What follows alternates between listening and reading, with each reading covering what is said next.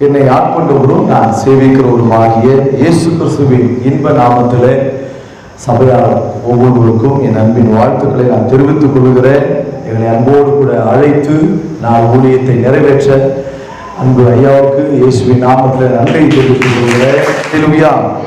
வாசிக்கலாம். இந்த நாளின் தியானத்திற்காக பரிசுத்த ஆவியானவர் உங்களோடு கூட பேசும்படிக்கு எனக்கு உணர்த்தின ஒரு வேத வசனம் ரோமர் எழுதின நிருபம் 15ஆம் அதிகாரம் 13ஆம் வசனத்தை ஒரு சத்தமாய் வாசிக்க கேட்போம். பரிசுத்த ஆவியின் பலத்தினாலே உங்களுக்கு நம்பிக்கை பெருகும்படிக்கு நம்பிக்கையின் தேவன் விசுவாசத்தினால் உண்டாகும் எல்லாவித சந்தோஷத்தினாலும் சமாதானத்தினாலும் உங்களை நிரப்புவாராக. கையை தட்டி. நான் இன்றைக்கு ஒரு குறிப்பிட்ட தலைப்பை குறித்து நான் உங்களோடு கூட பேச விரும்புகிறேன். செய்திக்கு தலைப்பாக நான் நம்பி இருக்கிற என் தேவன். ஆமென் சொல்லுங்களேன். பாதி பேருக்கு வாய் வரல, பாதி பேருக்கு இன்னும் வரல. நான் எவ்வளோ பேரை நம்பி ஏமாந்து போனதான் மிச்சம் சாமி. நம் தேவன் நன்மைகளினால் நிரப்ப வல்லவர். கைகளை தட்டி அல்லேலூயா. நான் நம்பி இருக்கிற என் தேவன் என்கின்ற தலைப்பிலே நான் உங்களோடு கூட பேச விரும்புகிறேன். ஆவியானவர் பொதுவாகவே திருச்சபைகளிலே மிக அதிகமாக எதிர்பார்க்கிற ஒரு எதிர்பார்ப்பானது நம்பிக்கை தான். அல்லேலூயா, அல்லேலூயா. நாம் பல நேரத்திலே நம்பிக்கையை இழந்தவர்களாய் சில நேரங்களிலே சூழ்நிலைகளை பார்க்கும் பொழுது சோர்ந்து போகிற அந்த காரியத்தின் நிமித்தமாக ஆண்டவர் மீது வைக்கிற நம்பிக்கையை நாம் குறைத்து விடுகிறோம்.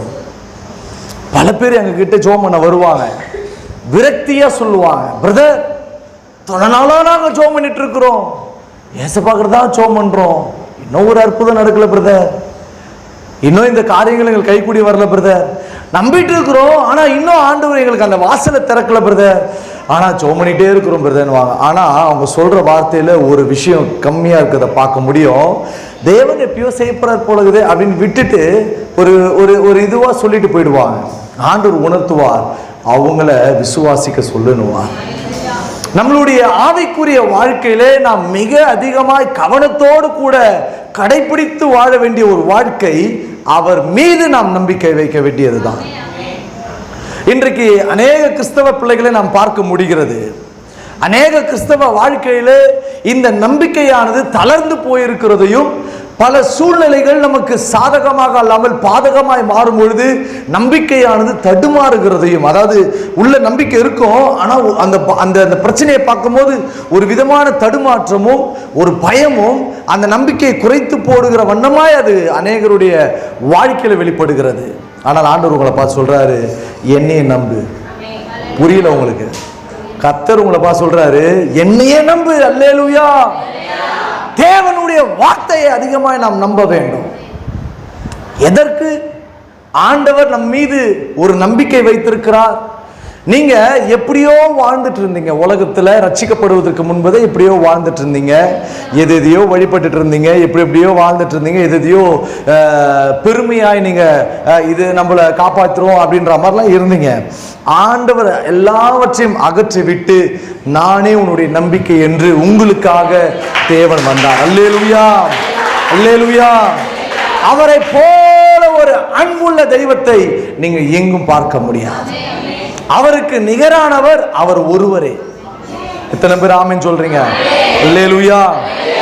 தேவன் நம்மிடத்துல காணப்படுக வேண்டிய ஒரு நம்பிக்கையை அதிகமாய் வளர்க்க வேண்டும் என்று விரும்புகிறார். அதுதான் பவுல் எழுதுகிறார். அதே வார்த்தையை மறுபடியும் வாசிங்க சிஸ்டர். நல்ல கவனிங்க. ஆவிக்குரியவர்களாக, கிறிஸ்தவர்களாக, ஆவிக்குரியவர்களாக வளர்ந்து கொண்டிருக்கிற நமக்கு அப்போஸ்தலனாகிய பவுல் வழியாய் பரிசுத்த ஆவியானவர் பேசுகிறார். பரிசுத்த ஆவியினாலே வாசிங்க, உங்களுக்கு நம்பிக்கை பெருகும்படிக்கு. அவருக்கு பேரே பாருங்க எவ்வளவு அழகான பேர். கையை தட்டி அல்லேலூயா. அவருக்கு அழகான பேர். அவருதான் ஆவியானவர் தான் அதை சொல்ல முடியும், நம்மளுக்கு அது விளங்காது. அல்லேலூயா. நம்பிக்கையின் தேவன் உங்களுக்குள் இருக்கிற பரிசுத்த ஆவியினாலே நம்பிக்கையை பெருக செய்ய அவர் ஆவலோடு காத்திருக்கிறார்.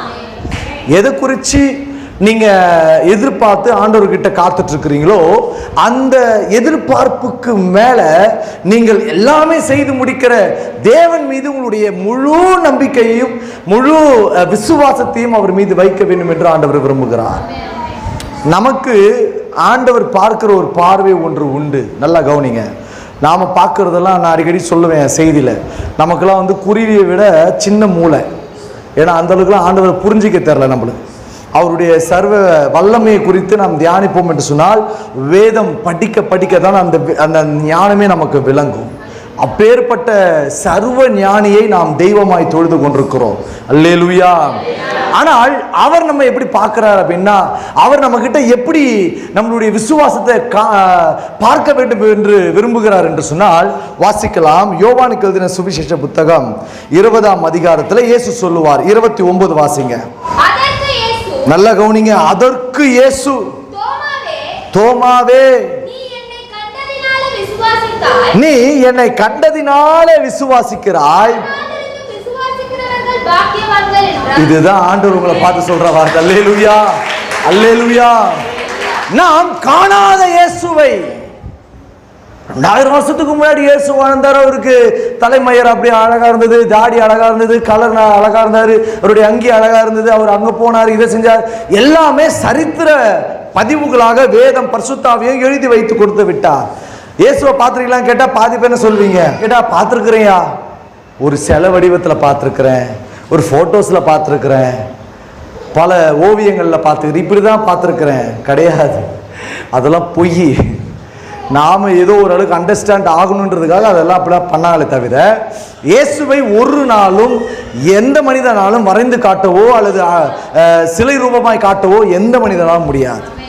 ஆனால் அவர் எப்படி இப்பட்டவராய் இருக்கிறார் என்று வேதம் தெளிவாய் சொல்லி இருக்கிறது.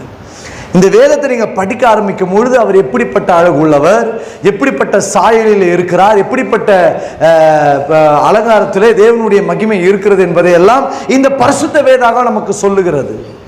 அப்படியாய் நாம் தேவனை நம்புகிறோம் வேத வசனத்தின் வழியாக.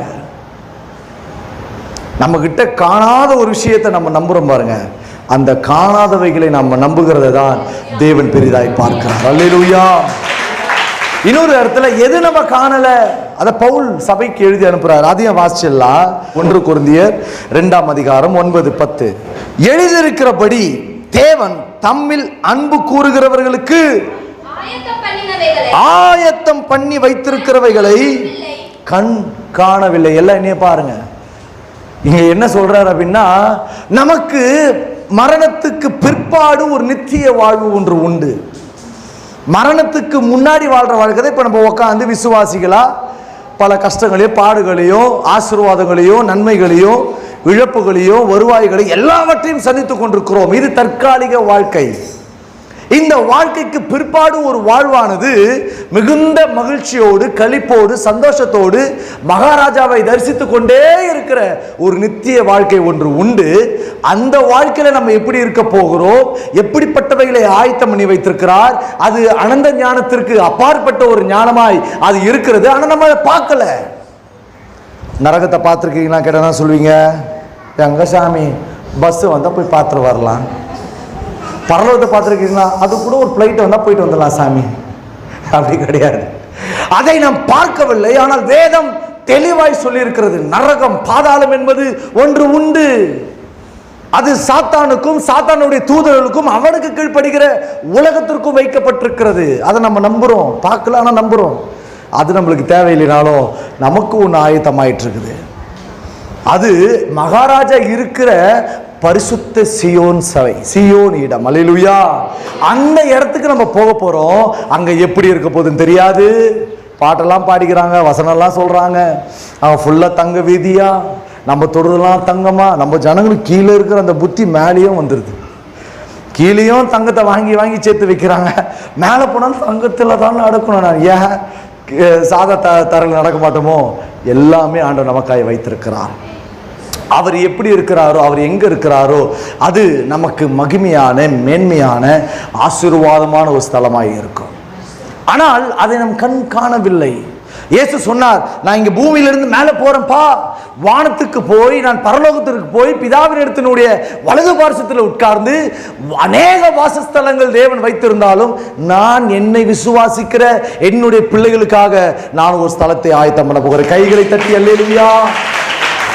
இதை சொல்லிட்டு போனாரல்ல, அதை நம்புறோம் பத்தியா, அதுதான் நம்பிக்கை. கையை தட்டி. நிறைய பேருக்கு சாவ கண்டா பயம். ஐயோ சொத்துட்டா எதுவுமே அனுப்பிக்க முடியாது, இங்கே இருந்து என்ன பண்ண போற, நேரம் வந்தால் போயிடு.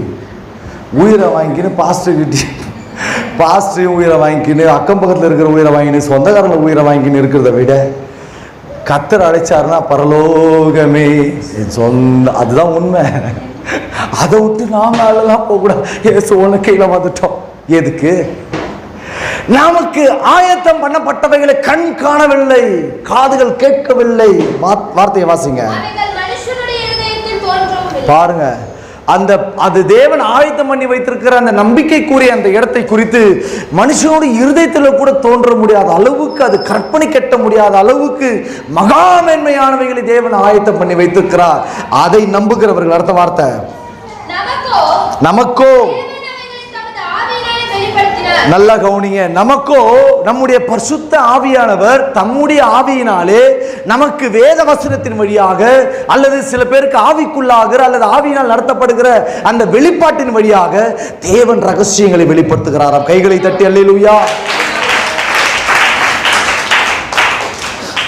அழகா சொல்லுது பாருங்க. நம்ம கண்ணுல பார்க்காததை நம்புறோம். நமக்கு ஆண்டவர் வானத்துல பரலோகத்துல சகலத்தையும் ஆயுதம் பண்ணி வச்சிருக்கிறார். நம்ம அங்க போனா ராஜாக்கள் தான். ஹலோ எல்லாம் என்னைய பாருங்க, டிஸ்டர்ப் ஆகாதீங்க, டைவர்ட் ஆகாதீங்க. தேவனுடைய வார்த்தையை விசுவாசித்து கண்களினாலே காண முடியாத அந்த ஆசீர்வாதங்களையும் கர்த்தருடைய நம்பிக்கையின் பேரில் நம்ம வாழ்கிறது தான் ஆண்டவர் உங்களிடத்திலும் என்னிடத்திலும் காண வேண்டியதான அல்லது எதிர்பார்க்கிற ஒரு நம்பிக்கையின் வாழ்க்கை. நம்ம தேவன் யார் என்பதை நம்ம சரியா புரிஞ்சுக்கிட்டோம்னா நம்ம தொலைநோக்கு பார்வை அல்லது தரிசன கண்கள் தெளிவாக்கப்படும். இன்றைக்கு அநேக கிறிஸ்தவர்களுடைய வாழ்க்கையில எப்படிப்பட்ட நம்பிக்கையில் இருக்கிறாங்கன்னா, ஆண்டவர் நான் இப்ப கஷ்டப்படுறேன், ஒருவேளை சாப்பாட்டு கஷ்டப்படுறேன், அல்லது வீட்டு வாடகை கட்டுறது கஷ்டப்படுறேன், அல்லது என்னுடைய எதிர்காலத்தை நோக்கி நான் பல விஷயங்கள் எடுக்கிறேன், ஆனால் எல்லாமே தோல்வியில் போயிருக்கு, எதுவுமே ஜெயமா ஆகலை, ஆனால் ஆண்டவர் எதோ செய்வார் பிரதர், ஏதோ ஒரு உலகத்தில் நமக்கு தேவையான ஒரு பொசிஷனில் ஆண்டவர் உட்கார வைப்பார் பிரதர் என்று சொல்லி இந்த உலகத்திற்குரியவைகளே நாம் அதிகமாய் எதிர்பார்த்து ஆண்டவரத்தில் காத்து கொண்டிருக்கிறோம். ஆண்டவருக்கு ரொம்ப ரொம்ப முக்கியம் இந்த உலகத்தில் இருக்கிற எந்த ஒரு பொருட்டோ எதுவுமே கிடையாது. நீங்கள் தான் அவருக்கு ரொம்ப முக்கியம். இன்றைக்கு கடைசி கால உபதேசிகள் எப்படி மாற்றாங்கன்னா, நம்மளுடைய நம்பிக்கையை பரலோகத்துக்கும் அதை உண்டாக்கி வானங்களையும் சர்வ வல்லமைகளையும் சிருஷ்டித்த தேவன் மீது வைக்கிறத விட்டுட்டு இந்த உலகத்தோடு கூட வசனங்களை பொறுக்கி எடுத்து வச்சு அந்த உலகத்தோடு கூட நம்மளை கனெக்ட் பண்ணிக்கிட்டே இருக்கிறாங்க. நம்ம நம்பிக்கை என்னன்னா, நம்ம ஒரு வீடு இருக்குதா, ஆண்டவர் உங்களுக்கு 10 வீடாக கொடுக்க வைப்பார், ஏன்னா தேவன் உங்களுக்காக தான் அதை கொடுத்தாரு சொல்லிட்டு அப்படி ஒரு உபதேசம். இல்லை ஒரு பெரிய பொருளாதாரத்தை குறித்து, பணத்தை குறித்து, ஆசைகளை குறித்து, இச்சைகளை குறித்து, இந்த உலகத்தை குறித்தே அதிகமாக பேசுகிற ஒரு நம்பிக்கையின் உபதேசங்களும் அது அநேக இடங்களிலே பிரசங்கிக்கப்படுகிறது. நம்முடைய நம்பிக்கை தேவன் மட்டும்தான். எந்த காலத்திலும் நீங்கள் தெளிவாக இருக்கணும். அல்லேலூயா. நம்ம நம்பிக்கை யாரு? வாயை திறந்து உண்மையா தான் சொல்றீங்களா? இல்லையா, நான் எவ்வளோ பெரிய ஆள் தெரியுமா, நான் எப்படி இதெல்லாம் விட்டுட்டு உடனே அவர்கிட்ட வருது? நீங்க எல்லாத்தையும் விட்டாதான் இயேசுவை தரிசிக்க முடியும். நீங்க இந்த உலகத்திற்கு உரிய, நல்லா கவனிங்க, இயேசு அழகா சொல்றாரு, இந்த உலகமும் உலகத்தில் உண்டானவைகள் எல்லாமே பிசாசினுடைய ஆதிக்கத்திற்குள்ளதான் இருக்கு. உலகமும் அதன் ஆசை இச்சைகளும் ஒழிந்து போகும், தேவ சித்தத்தின்படி இருக்கிறவனே வாழ்கிறவனே உழைப்பான், அவன் தான் நிற்பான். இன்னைக்கு நாம் நிற்க வேண்டிய இடத்தை விட்டு நாம் நம்மளுடைய நம்பிக்கை இந்த உலகத்தோடு கூட கலக்க ஆரம்பித்து விட்டோம். இன்னைக்கு நிறைய பேரோட நம்பிக்கை, நான் ஏதாவது ஒன்று செய்யணும்னா ஒரு லோனை போட்டு முடிச்சிருவோம் பிரதர், நான் இங்கே செலெக்ஷன் பண்ணி வச்சிருக்கிறேன் அந்த இடத்துல நம்ம ஆஃபீஸர் நான் நம்பி இருக்கிறேன் சார், அவர் என் முகத்தை பார்த்தோன்னு உனக்கா தம்பி உடனே கையெழுத்து போட்டுறேன். நம்பிக்கைலாம் அங்கே ஒரு இடத்துல வச்சிருது. நம்மளுடைய உழைப்பு, நம்மளுடைய பலம், நம்மளுடைய வருமானம், நமக்கு இருக்கிற சொத்துக்கள், நம்மளுக்கு இருக்கிற சொந்த பந்தங்கள், இவர்களை அதிகமாய் சார்ந்து கொண்டிருக்கிறோம். இந்த நம்பிக்கை ஆண்டவர் ஒரு நாள் அங்கீகரிக்க மாட்டார். இதெல்லாம் நம்மளுக்கு பின்னாடி வருகிற ஒரு ஆசீர்வாதங்கள், அவ்வளவுதான். பின்னாடி பார்க்கிறவன் உப்பு தூணாதான் மாறுவான், முன்னோக்கி நடக்கிறவன் பரமதேசத்தை அடைவான். அல்லேலூயா, அல்லேலூயா, அல்லேலூயா. ஒரு சம்பவத்தை சொல்லிட்டு வரேன், அப்பதான் உங்களுக்கு கனெக்ட் ஆகும் நான் நம்புறேன். எனக்கு தெரிஞ்ச ஒரு சகோதரி இருக்கிறாங்க.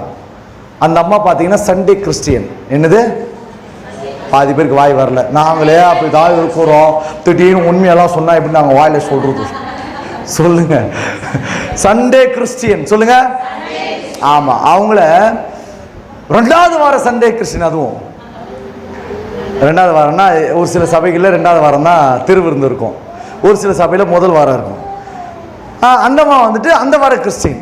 மற்ற நாளெல்லாம் தலை வலிக்குது, ஒரே வயிறு வலிக்குது. அந்த இடத்துல கூழ் ஊற்ற கூப்பிட்டாங்க, போயிட்டேன். அந்த இடத்துல வேளாங்கண்ணிக்கு படையெடுத்து போகிறாங்க, நானும் பின்னாடி போயிட்டேன். அவங்க கல்யாணம் வச்சிட்டாங்கக்கா, நான் எப்படிக்கா போகாமல் இருக்க முடியும்? ஏன்னா இந்த மாதிரி போய் தாலி கட்ட போகிறாங்க. நான் இல்லைன்னா அவ்வளோதான், அந்த இடமே ஒரு மாதிரி ஆகிடும். கர்த்தர் பார்த்துக்கிட்டே இருப்பார். லிசன், நல்லா கவனிங்க. கர்த்தர் பார்த்துக்கிட்டே இருப்பார்.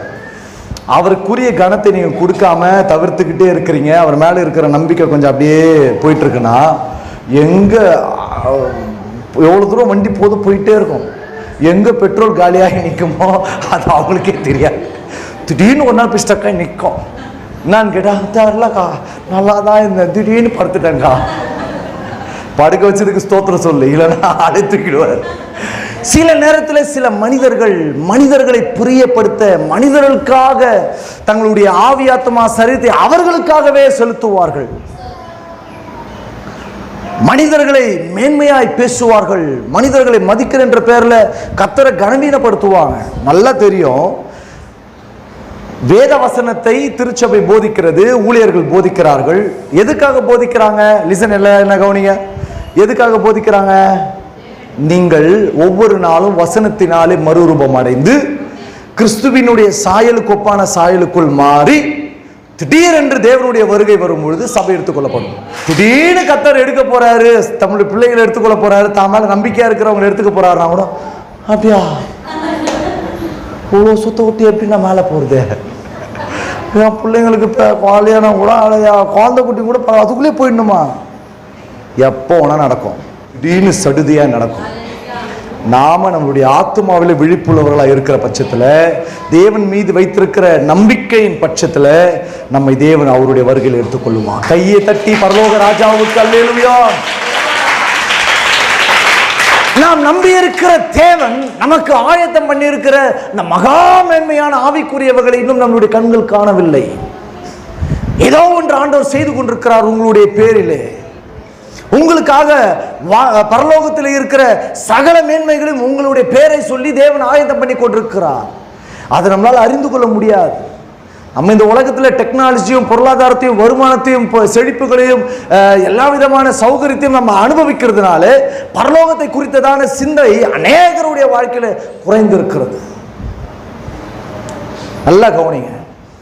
நாம் பாவிகளாய் இருந்தோம். நான் அடிக்கடி என் செய்தியில சொல்ற வார்த்தை, இயேசுவை அறியாமல் பாவியாய் இருந்தோம். பாவியாய் இருந்த என்னை தம்முடைய இரத்தத்தினாலே என்னை கழுவி, என்னை சுத்திகரித்து, என்னை பரிசுத்தவானாய் மாட்டி தேவன் என்னை விசுவாசியாய் மாற்றினார்.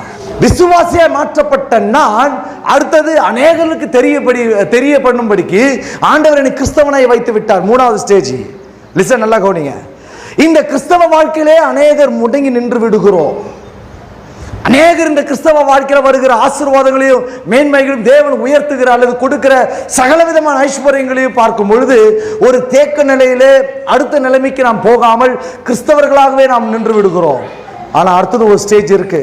கிறிஸ்தவர்களாகவே நாம் இருந்து நாம் அதற்கு மேலாக தேவன் விரும்புகிற லிசன் வேதம் விரும்புகிற வேறு ஒரு பரிமாணத்திற்கு சபை போக வேண்டிய இடத்திற்கு போக முடியாமல் நாம் கிறிஸ்தவர்களாகவே நின்றோம்.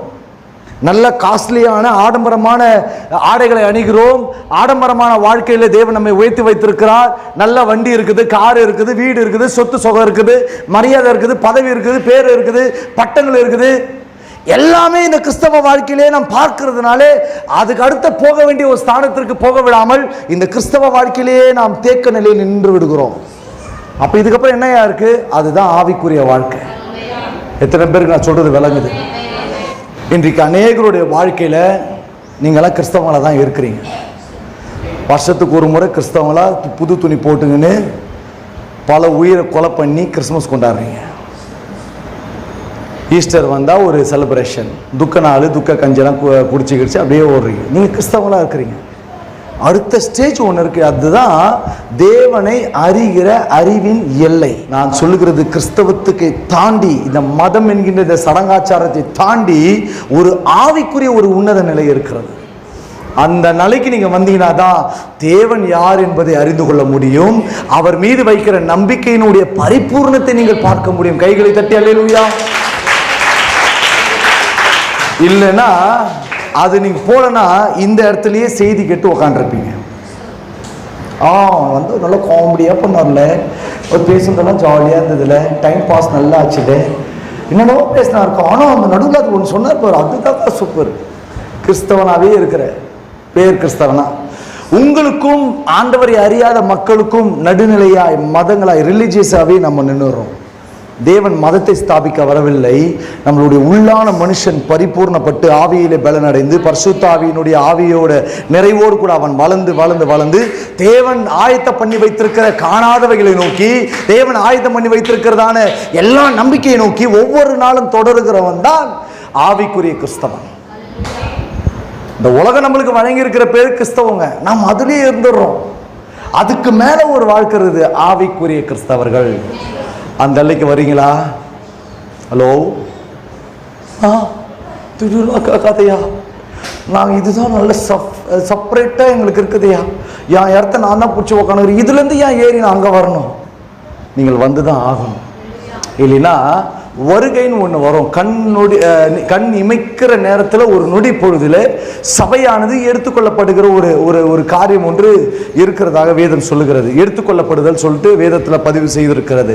அந்த எடுத்துக்கொள்ளப்படுதலில் இந்த எல்லையை தாண்டி அந்த ஆவிக்குரிய எல்லைக்கு நாம் வருகிறோம் அல்லவா, அந்த எல்லையில் இருக்கிறவங்கள தான் சபையை எடுத்துக்கொள்ளப்படும். நாம் அந்த எல்லையை நோக்கி போவதற்கு தான் நம்முடைய தேவனை நான் நம்பிக்கையாய் கொண்டிருக்கிறோம். அல்லேலூயா, அல்லேலூயா. எப்படியோ ரட்சிக்கப்பட்டோம், ஏதோ ஒரு சபையில வந்து சேர்ந்துட்டோம், எங்கேயோ போற இடத்துல பார்த்துட்டு சிலுவை போட்டுன்னு போறோம். இது அல்ல. நம்மளுடைய வாழ்வுக்கு பிற்பாடு ஒரு நித்திய வாழ்வு ஒன்று உண்டு. அதை நோக்கி தான் வேதம் நம்மை நகர்த்துகிறது. ஹலோ, நம்மை வேதம் தேவனுடைய வார்த்தைக்கும் அல்லது பரிசுத்த சீயோனுக்கும் அவர் இருக்கிற இடத்திற்கு நேரம் நடத்துகிற இந்த குறிப்பிட்ட காலம் தான் திருச்சபையின் காலம். எப்போனாலும் ஆண்டவர் நம்மை எடுத்துக்கொள்வார். மரணத்துக்குள்ளா இல்ல, மறுரூபத்துக்குள்ளாக. மரணம் என்றது அவருடைய வருகைக்கு முன்னாடி அனைவருக்கு நிகழ்கிற காலத்தினுடைய கட்டாயம். நமக்கு ஒருவேளை ஆண்டவருடைய கிருபை இருக்குமானால் அல்லது ஆண்டவருடைய வருகையில நாம் காணப்படுவது பிதாவின் சித்தம் இருக்குமானால், அவருடைய வருகை ஒரு நொடி பொழுதிலே இருக்கும் பொழுது, அவர் வருகிற நொடி பொழுதிலே நாம் ஒரு நொடி பொழுதிலே நாம் மறுரூபமாக்கப்பட்டு அவர் எவனமாய் இருக்கிறாரோ நாம் அவனமாய் அவர் போய் தரிசிப்போம். கைகளை தட்டி அதை நோக்கி தான் நான் பிரசங்கம் பண்ணிட்டு இருக்கிறேன். வெறும் ஆசீர்வாதம், வெறும் உயர்வு, வெறும் தேவனுடைய செயல்பாடுகள், இதை பத்தி பேசுறதெல்லாம் இன்னைக்கு அநேக ஊழியக்காரங்க இருக்கிறாங்க. ஆனால் நான் பேசுவது, நான் பிரசங்கிப்பது ஆண்டவர் எனக்கு கொடுத்த ஒரு பாரம். நான் வருகிற நாளை ஒருவனும் அறியாதிருக்கிறபடினால் என் திருச்சபையை ஆயத்தப்படுத்திக் கொண்டே. அல்லேலூயா, அல்லேலூயா. சரி, தேவனுடைய நாமத்திலே அல்லது அவர் நமக்கு செய்ய போகிற சகல காரியத்தை நாம் நம்புகிறதுனாலே நம்முடைய வாழ்க்கையை அவர் எவ்வளவா அழகாய் திட்டமிட்டு நடத்த விரும்புகிறார், அதுதான் நம்ம இப்போ பார்க்க போறோம். நான் இங்க வரும்போதே ஆவியானவர் என்ன உள்ளத்துல பேசிக்கிட்டே இருந்தார், உணர்த்திக்கிட்டே இருந்தார். இது மாதிரி கேட்டகரிலாம் இவங்கெல்லாம் இருக்கிறாங்கப்பா, நீ இதெல்லாம் போய் சொல்லு. சில நேரத்தில் சோர்ந்து போயிடுறாங்க, சில நேரத்தில் என் மேலே இருக்கிற நம்பிக்கையை ஒரு மாதிரி தளர்ச்சியோடு கூட இருக்கிறாங்க. நீ அவங்ககிட்ட போய் சொல்லு, நான் அவர்களுடைய நம்பிக்கைக்குரிய தேவனாய் இருப்பேன். கைகளை தட்டி அல்லேலூயா, நல்ல கையை தட்டி அல்லேலூயா. உங்களுடைய நம்பிக்கையின் தேவன் உங்களுக்கு அவர் பாத்திரராய் இருக்கிறார். எந்த ஒரு மனுஷனை நம்பி வாழ்கிறதிலே ஏமாற்றம் அடைவார்கள். எந்த ஒரு பந்தங்கள் எந்த ஒரு சொந்தத்தை நம்பி இருக்கிறதோ ஏமாற்றம் அடைவார்கள். எந்த ஒரு நபர்கள் எதை குறித்து அதிகமாய் பிரயாசப்பட்டு விரும்பி எதிர்பார்க்கிறார்களோ அதிலே அவர்களுக்கு ஒரு தோல்வி முகம் என்று ஒன்று உண்டு. ஆனால் நான் அறிவிக்கிற என்னுடைய சுவிசேஷத்தின்படி நான் அறிவிக்கிறேன், தேவன் ஒரு நாளும் அந்த நம்பிக்கையை விட்டு விலகாதவர். அந்த நம்பிக்கையை கர்த்தர் கனப்படுத்துவார். நீங்களாம் உண்மையிலே பாக்கியவான்கள். நீங்களாம் உண்மையிலே பாக்கியவான்கள். வரல சத்தம், வரல உங்களுக்கு சத்தம். நீங்களாம் பாக்கியவான் சொன்னா ஆமென் ஆண்டவரே சொல்லு பார்ப்போம். தேவன் மீது வைக்கிற அந்த விசுவாசம் ஒரு நாளும் நம்ம வெட்கப்படுத்தாது. அழகா வளர்ப்பாருங்க. இப்ப இருக்கிறத காட்டிலும் உங்களை அழகுபடுத்துவார், உங்களை அலங்கரிப்பார், உங்களை மகிமைப்படுத்துவார். அல்லேலூயா. சோ தேவனுடைய வார்த்தை நம்மை அலங்கரிக்கும். அதை தான் இந்த வேதம் சொல்லுகிறது. தேவனுடைய வார்த்தையின் மீது நம்பிக்கை வைக்க வைக்க வைக்கதான் நான் சொன்ன இந்த காரியங்களாம் நடக்கும். சரி, இப்போ நீங்க நம்பிட்டீங்க, அவரை நம்பிட்டீங்க. பக்கத்தை பார்த்து சொல்லுங்க, நீங்க அவரை நம்பிட்டீங்களா? நம்பிட்டீங்களா? என்ன சொன்னாங்க அவங்க? உங்ககிட்ட சொன்னாங்க, ஆனா ஆண்டவர்கிட்ட சொல்லல. உம்மைத்தான் நம்பி இருக்கின்றேன், உம்மையின்றி யாரும் இல்லையப்பா. அப்படியே கண்ணை மூடி கையை வச்சு உம்மைத்தான் நம்பி இருக்கின்றேன், உம்மையின்றி யாரும் இல்லையப்பா. அற்புதம் செய்தப்பா எங்க வாழ்க்கையில, உம்மைத்தான் நம்பி இருக்கோதேசப்பா. எங்க வாழ்க்கையில உம்மைத்தான் நம்பி இருக்கோதேசப்பா, உம்மைத்தான் நம்பி இருக்கோம், உம்மையின்றி யாரும் இல்லையப்பா. பக்தன் அழகா பாடுவார், நீங்க தான் ஏதாவது செய்யணும் என்று எதிர்பார்க்க. உண்மையிலே இருக்கிறீங்களா?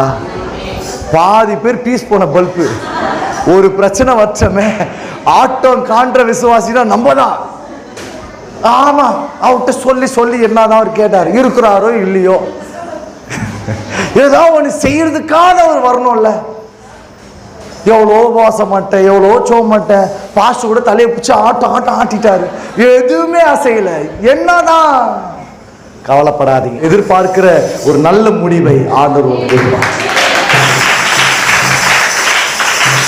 நான் அதிகமாக சொல்லுவேன் விசுவாசிங்கிட்ட, இல்லைனா நான் எனக்கு நானே சொல்லிப்பேன், நான் எதிர்பார்த்திருக்கும் நல்ல முடிவுகளை எனக்கு கொடுக்கும்படிக்கு அவரின் பேரில் நினைத்திருக்கும் நினைவுகளை அவர் அறிவார். அவைகள் தீமைக்கு அல்ல, சமாதானத்துக்கு. ஆண்டவர் ஒரு நன்மையை கொடுக்கிறாருன்னா நம்ம உள்ளம் துள்ளும் பாருங்க, அவ்வளோ ஒரு மகிழ்ச்சி கொள்ளும். தேவன் கொடுக்கறத சொல்றேன். நாமா தேடி போய் நாமா ஒன்று வாங்கி கட்டிக்கிறோம் பார்த்தீங்களா, அது நம்மளுக்கு பாழா போயிடும். அது நம்மளுக்கு தேவையில்லாத மன வருத்தத்தை உண்டாக்கும். ஆனால் தேவன் கொடுக்கிறதோ என் இருதயத்தை துதிக்க செய்யும். அப்பேற்பட்ட வல்லமை உள்ள தேவன் எனக்கு மகிமையானவை செய்கிறான். நம் தேவன் யார் என்பதை நாம் பல நேரத்தில் மறந்துடுறோம். ஏசாயா அழகாக எழுதுகிறான், வாசிக்கலாம். 45:12.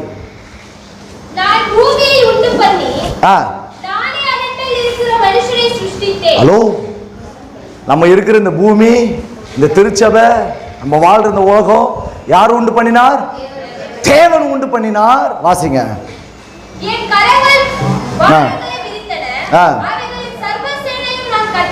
அவைகளினுடைய சர்வ சேனைகளையும் யார் பண்ணாரா?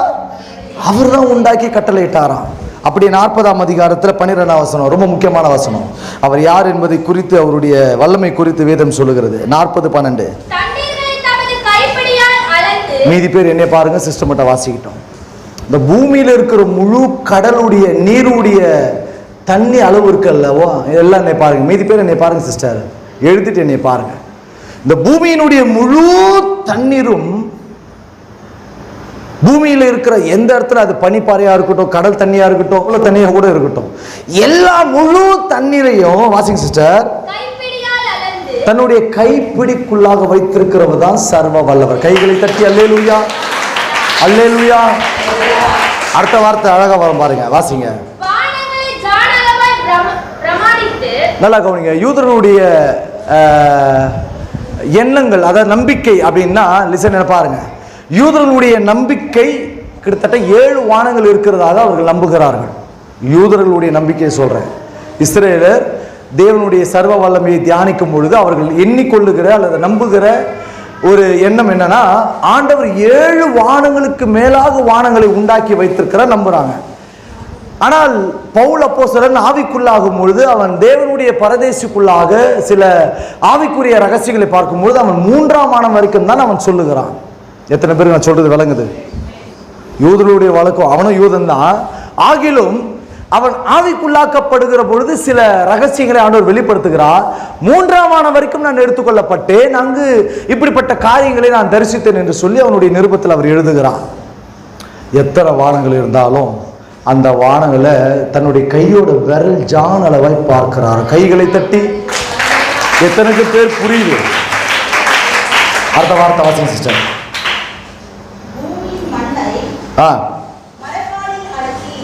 பூமியின் மண்ணை அழகா வசனம் சொல்லுது. இந்த பூமியில இருக்கிற சகல எல்லையில இருக்கிற சகல மண்ணையும் தன்னுடைய கட்டவரலையா, எல்லாம் நீ பாருங்க, உங்களுடைய காலில் இருக்கிற கடைசி பெரிய கட்டவரல், அந்த கட்டவரலுக்கு கேப்பில் ஒரு மடிப்பு வரும் இல்லையா, காலை மடிக்கும் போது அதுக்குள்ள மடிக்க வைக்கிறான். உங்க தேவன் யாரு? சர்வ வல்லவர். அப்பேற்பட்ட தேவனை தான் ஆராதிக்கிறீங்க. அடுத்த வார்த்தையை வாட்சி முடிங்க.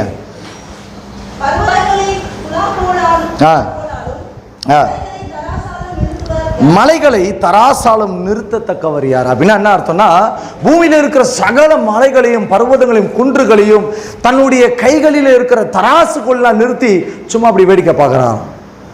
இப்போ பக்கத்துல இருப்பா சொல்லுங்க, உங்க தேவன் யாரு தெரியுதா? தெரியுதாமா? ஆமா, இயேசுநாதர் சிலுவையில பாவமா அஞ்சாலே அவருக்கு வாய் கூட பேச தெரியல, அவரே இப்படிலாம் பண்றாரு. அவர் தான் இப்படிலாம் பண்ணியிருக்கிறார். அவர் தான் இப்படி பண்ணிக்கிட்டே இருப்பார். அல்லேலூயா. இயேசுவை வெறும் சிலுவையிலே பரிதாபமாய் பார்க்கிற தெய்வம் கிடையாது. Hello listen. இயேசுவை வெறும் அப்படியே சிலுவையில் அறிஞ்சிட்டாங்க, அவர் பாவமான மனுஷன், அவர் பாவமான தெய்வம், அவர் அடி வாங்குற தெய்வம், நமக்காக பட்டார், பாடுபட்டார், உண்மைதான். ஆனா கொஞ்சம் அப்படி கண்ணை திறந்தாருன்னா முடிஞ்சு போச்சு கதை. ஒரு கண்ணை ஒரு அமுக்குனானா நம்ம கதை காலி. இப்பேற்பட்ட சர்வ வல்லமை உள்ள தேவனை நீங்கள் நம்பிக்கையாய் கொண்டு இருக்கிறீர்கள். இப்படிப்பட்ட நம்பிக்கையா இருக்கிற தேவன் உங்கள் வாழ்க்கையை நடத்த வேண்டி அவர் விரும்புகிற சில காரியத்தை நான் சொல்லி ஒரு 3 காரியத்தை முடிக்கிறேன். சரி, நான் நம்பி இருக்கிற தேவன் என்னை எப்படி நடத்த விரும்புகிறார், எப்படிப்பட்ட பாதைகளிலே என்னை காக்கிறார் அல்லது நடத்துகிறார், என்னோடு கூட இருக்கிறார் என்று சொல்லி ஒரு 3 முக்கியமான காரியத்தை உங்களோடு கூட பேச விரும்புகிறேன். வாசிக்கலாம். ஒரு மனிதர்களுடைய வாழ்க்கையில் நடந்ததான ஒரு சம்பவத்தை நான் உங்களுக்காய் வாசித்து காட்டட்டும். தானியேலின் தீர்க்கதரிசன புத்தகம், அழகான வசனங்களை மாத்திரம் வாசிக்க போகிறோம். தானியேல் 3ஆம் அதிகாரம்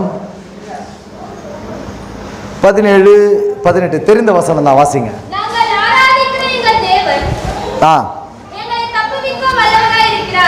ஓகே, எல்லாம் என்னை பாருங்க.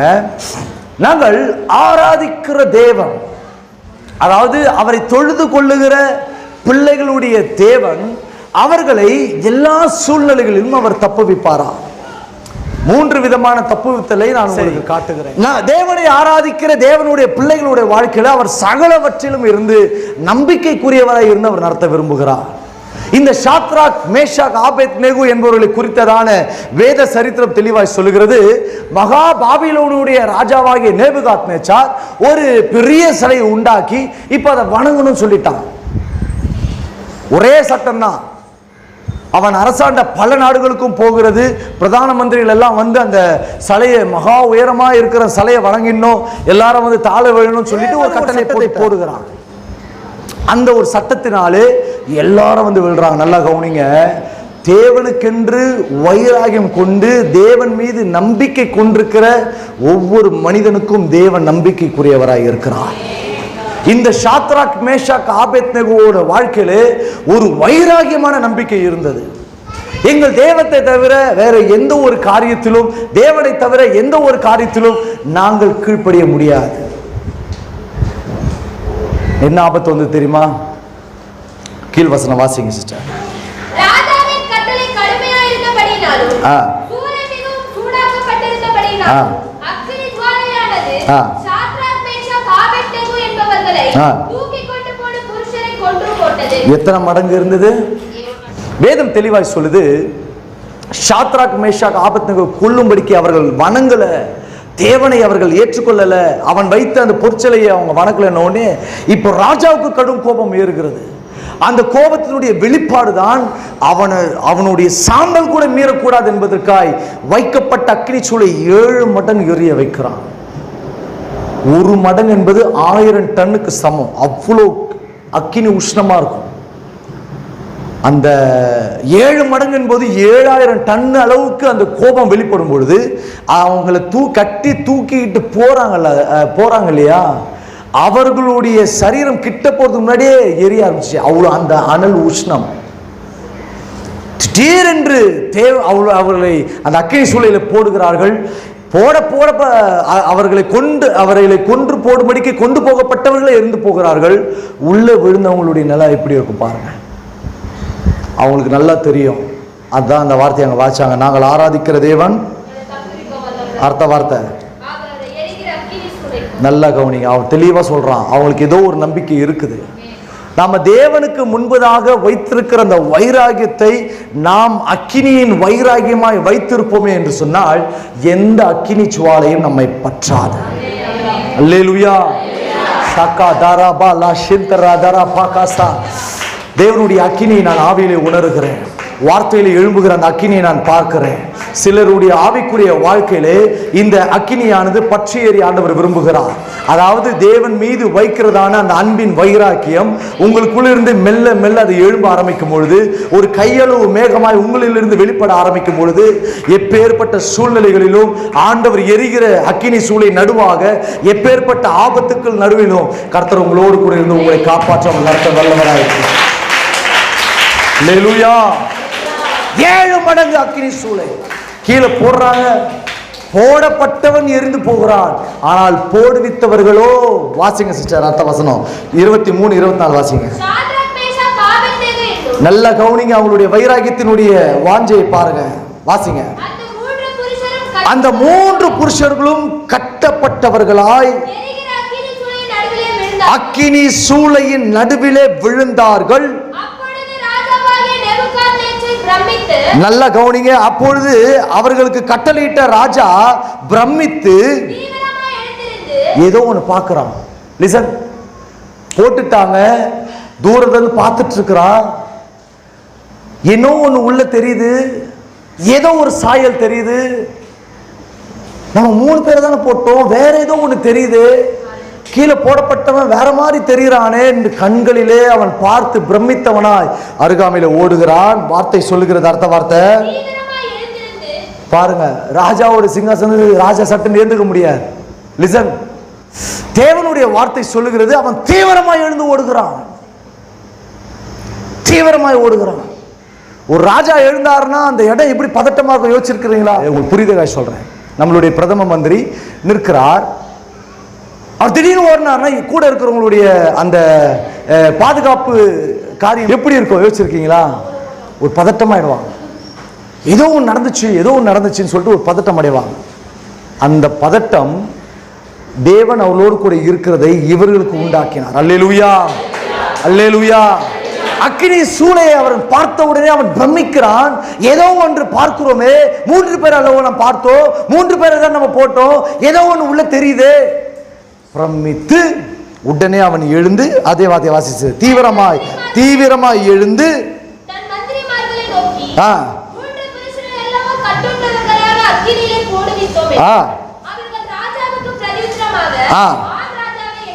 பக்கத்துல இருக்கும் கண்ணு தெரியல, போடப்பட்டவனுக்கு மட்டும்தான் தெரியுது. நல்லா கவனிங்க, உங்களுக்கு ஒரு ரகசியத்தை சொல்லி கொடுக்குறேன். உங்களுக்கு விரோதமாக எழுந்திருக்கிற சத்துருக்கு மட்டும் நீங்கள் உயருகிற அல்லது வளருகிற அந்த வளர்ச்சியே உங்களை எதிர்க்கிற சத்துருக்கு மட்டும்தான் தெரியும், சும்மா எல்லாருக்கும் தெரியாது. உதாரணத்துக்கு சொல்றேனே, ஒரு 100 ரூபாய்க்கு வேலைக்கு போறேன்னு வைங்களேன். அந்த 100 ரூபாய் வேலைக்கு நீங்கள் வீட்டில் வாங்கிட்டு வந்து அந்த 100 ரூபாவை பொத்தி பொத்தி செலவு பண்ணி கொஞ்சம் கொஞ்சமாக குடும்பத்தை நடத்துறத உங்களை நீங்கள் நல்லாவே இருக்கக்கூடாது, இதுக்கு 100 ரூபாவே கிடைக்கக்கூடாது நினைப்பான் இல்லையா?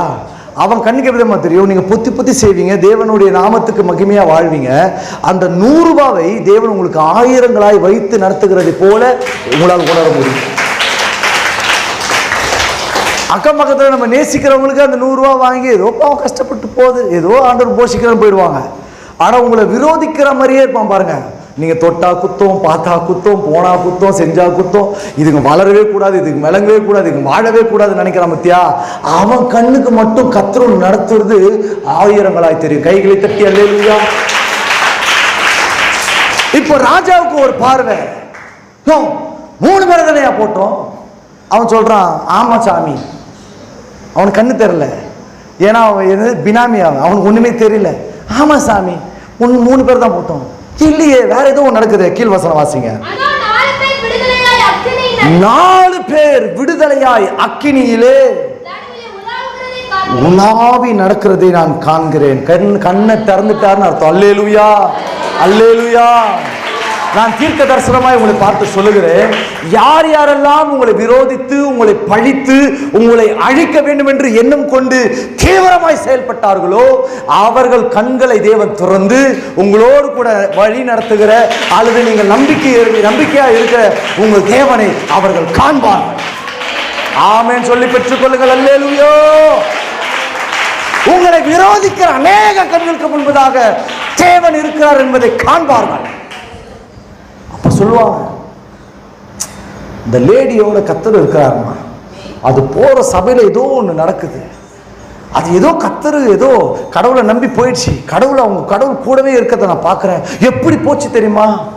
கிழிஞ்ச போலவே அழுக்கு ட்ரெஸ்ஸும், வாழ்க்கை சரி இருக்க, முடி கூட ஒழுங்கா வாங்க போது, இன்னைக்கு நான் நடப்பத்தி அதுக்கு பேசுவாங்க. என்ன அழகா போகுது பத்தியா, அதுக்கு பிள்ளை எவ்வளவு பராமரிக்கப்படுது பத்தியா. ஏனென்றால் உங்கள் நம்பிக்கைக்குரிய தேவனாக மகாராஜாவுக்கு கைகளை தட்டி அல்லேலூயா. 3 பேரை போட்டோம், 4வது ஒருத்தர் சுத்திட்டு இருக்கிறான், யாருன்னே தெரியலையே. அடுத்த வார்த்தை வாசிங்க.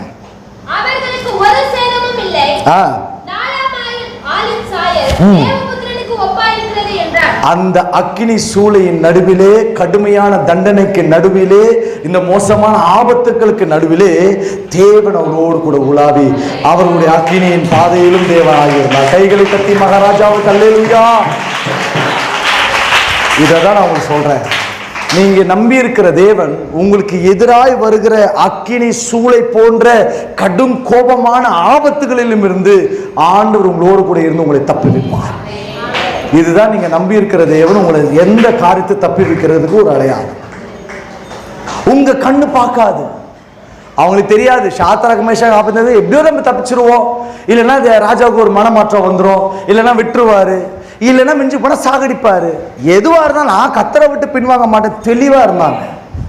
அந்த தெளிவான தரிசனம், அந்த தெளிவான புரிதல், தேவன் மீது அவர்கள் வைத்த நம்பிக்கை, என் தேவன் என்னை காப்பாற்ற வல்லவர், அல்லது காப்பாற்றாமலே போனாலும் அவரே என்னுடைய நம்பிக்கை தேவன் என்று அவன் நம்பினான் பாருங்க. அந்த நம்பிக்கையை ஆண்டவர் கனப்படுத்தினான். அவங்க மட்டும் அக்கினியில சுத்தல, அக்கினியா இருக்கிற தேவனே அக்கினிக்குள்ள இறங்கிட்டார். புரியுது அர்த்தம்? சில பேருக்கு நான் தீர்க்கதரிசனமா சொல்றேன், நீங்க தனியா உட்கார்ந்து அழுவீங்க, ஏதோ ஒரு பாடு, ஒரு இழப்பு, ஒரு தேவையற்ற ஒரு பலகீனம், அல்லது ஒரு இயலாமை, அல்லது ஒரு தனிமையாக்கப்பட்ட ஒரு உணர்வு, இதெல்லாம் உங்களுக்கு இருக்கும்ல. நீங்க நினைச்சிட்டு இருப்பீங்க, நம்ம தான் அழுதுட்டு இருக்கிறோம், நம்ம மனசு யாருக்கும் தெரியல, அழுவீங்க. அல்லது ஒரு விரக்தியில் இருப்பீங்க, யாருக்குமே தெரியாம ஏதோ ஒரு சமையலறையில் உட்காந்துருப்பீங்க, ஏதோ ஒரு வீட்டில் உட்காந்துருப்பீங்க, இல்லை தனியாக உட்காந்து ஒரு நிலத்துல ஏதோ உட்காந்து எதையோ ஒன்று பார்த்துக்கிட்டு அழுதுகிட்டே இருப்பீங்க. மனசு ஒன்று பேசிட்டு இருக்கோம், வாய் ஒன்று பேசிட்டு இருக்கோம், யாருமே நம்மளை நேசிக்கிறதுக்கு இல்லையே, நம்ம நம்புகிறதுக்கு ஒருத்தரும் இல்லையே, நான் நம்பினவங்க எல்லாம் நம்மளை ஒரு மாதிரி பண்ணிட்டாங்களே என்று சொல்லி பல விதத்திலே ஒரு அங்கலாய்ப்புகளோடு கூட இருக்கிறீங்கல்ல. உங்க கூட நம்பிக்கை தேவன் அவர் மட்டும் தான் இருக்கு. நீங்க தனியாவே இல்லை. முதல்ல பக்கத்துல கை வச்சு சொல்லுங்க, நீங்க தனியாள் இல்லை. தனி ஆள் இல்லை. ஆமா, எங்களுக்கு தான் ஜோடி இருக்குது, அப்புறம் நான் இப்படி தனி ஆளு. அந்த ஜோடி பாதியிலே போயிடும், அதை விட்டுருங்க. அந்த மீனிங் இல்லை. ஒரு காலம் எல்லாம் நம்ம விட்டு போவார்கள். நான் சொல்லுகிற ஒரு ஜோடி உங்களை கைவிடாத ஜோடி. ஏனென்றால் அவர் மணவாளன், நீங்கள் சத்தமா சொல்லுங்களேன். நான் ஏன் மணவாட்டி? நீங்க தான் அவருக்கு மணவாட்டி. உங்களுடைய தனிமையின் காரியத்திலும் உங்களுக்கு அவர் நம்பிக்கையின் தேவனாக இருந்து உங்களை காப்பாற்றுவார். ரெண்டாவது ஒரு காரியத்தை பார்த்துடலாம், 5 நிமிஷத்துல முடிச்சிடுறேன். 2 கொரிந்தியர் 9ஆம் அதிகாரம் 1ஆம் அதிகாரம் 9, 10 2 வசனம் வாசிங்க. நாங்கள் எங்கள் மேல் நம்பிக்கையாயிராமல் மரித்தோரை எழுப்புகிற தேவன் மேல் நம்பிக்கையாய் இருக்கத்தக்க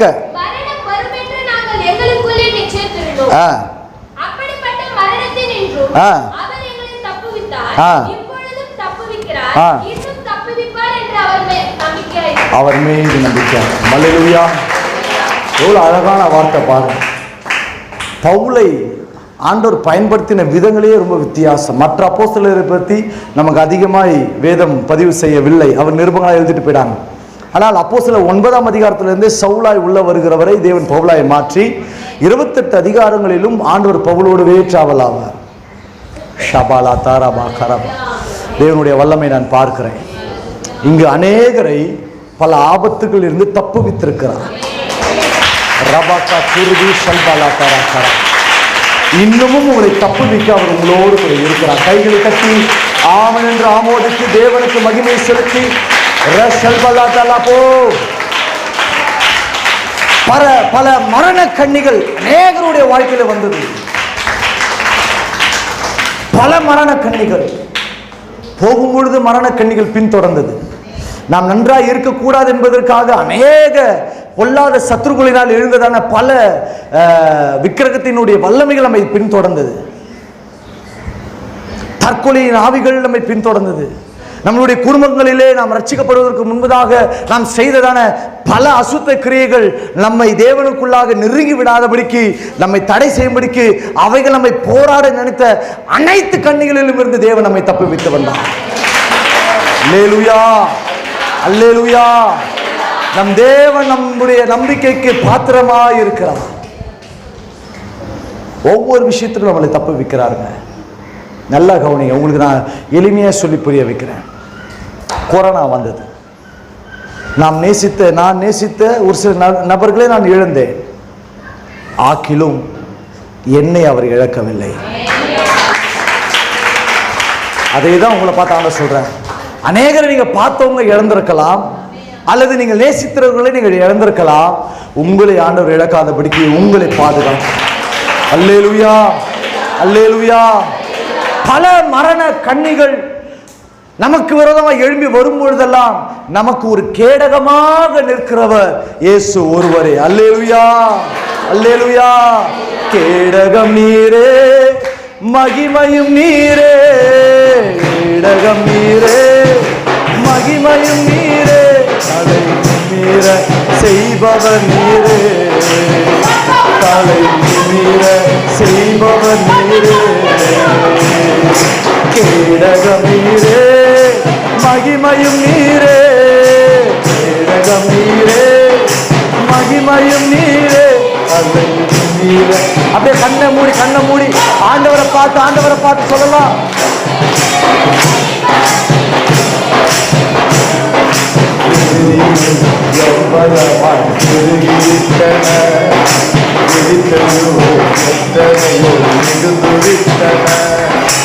எதிரிகள் எவ்வளவான்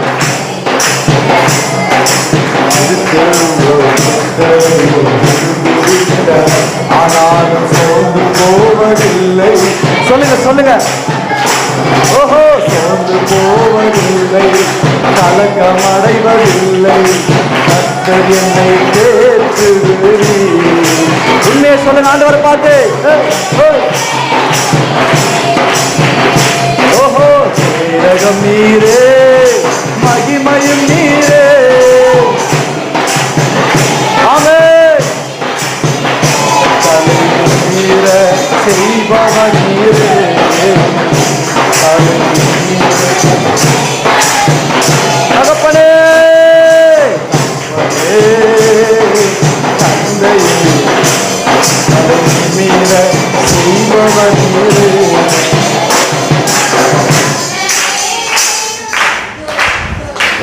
பாடுறார் பாருங்க தந்தை.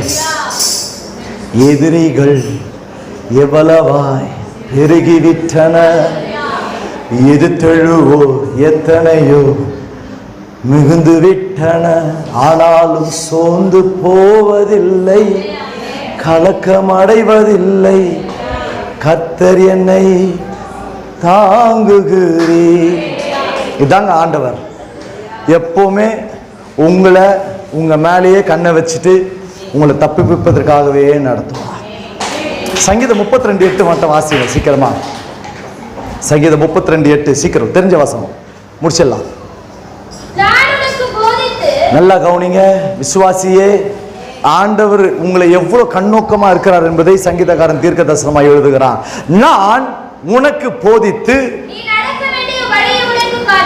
நீங்கள் ஆபத்துக்கும் அல்லது மரணக்கடிகளுக்கும் மாட்டிவிடாதபடிக்கு அல்லது அதிலே அகப்பட்டு விழுந்து மடிந்து விடாதபடிக்கு உங்களை நடத்தும்படிக்கு உங்களை போதித்துக் கொண்டே இருப்பார்.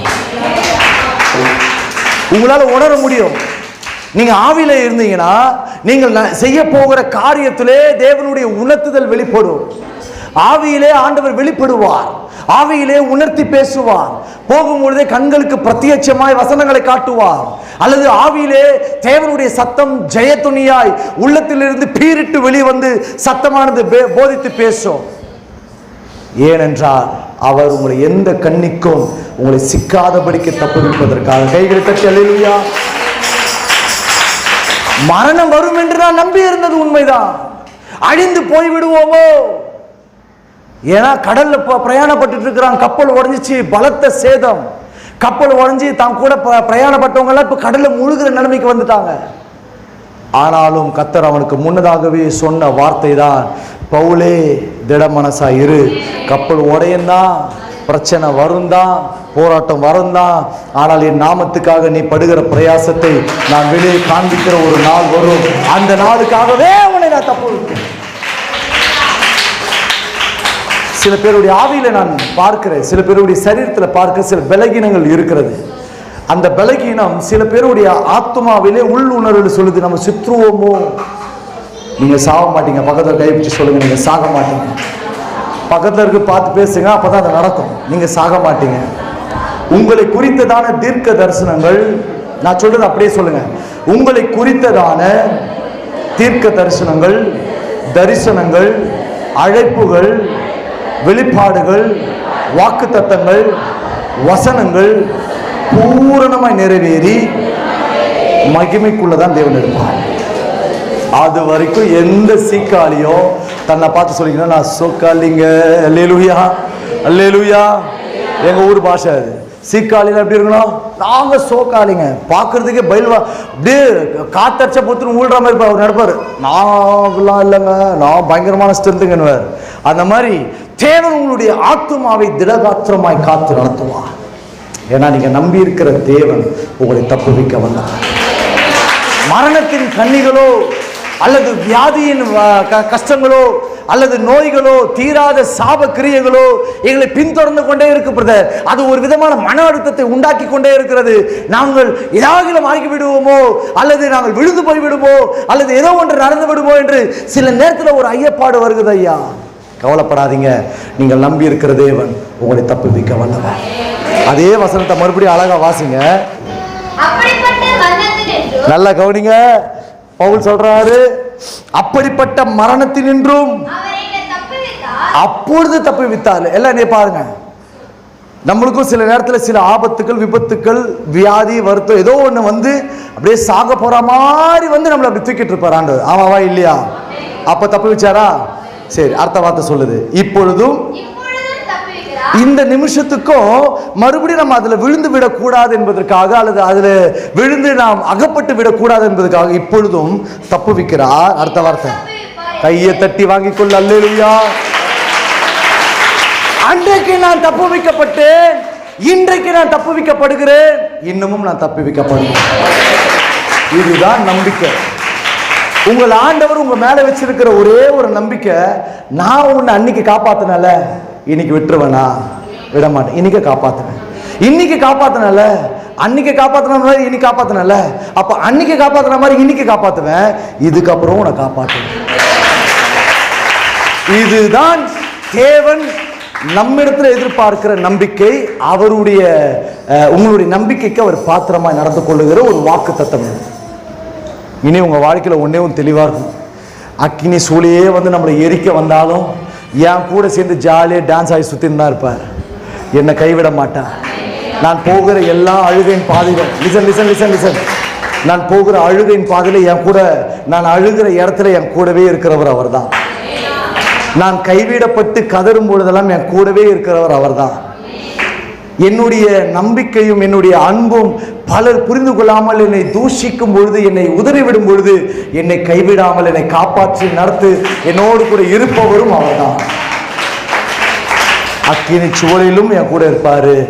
மரணத்தின் கண்ணிக்கும் என் கூட இருந்து என்னை தப்புவிப்பார். அவர் நேற்றைக்கு தப்புவித்தார், இன்றைக்கு தப்புவிக்கிறார், நாளைக்கும் தப்புவிக்கிறார். குளோபல் வார்மிங்னு வந்துருச்சு உலகம் ஃபுல்லா.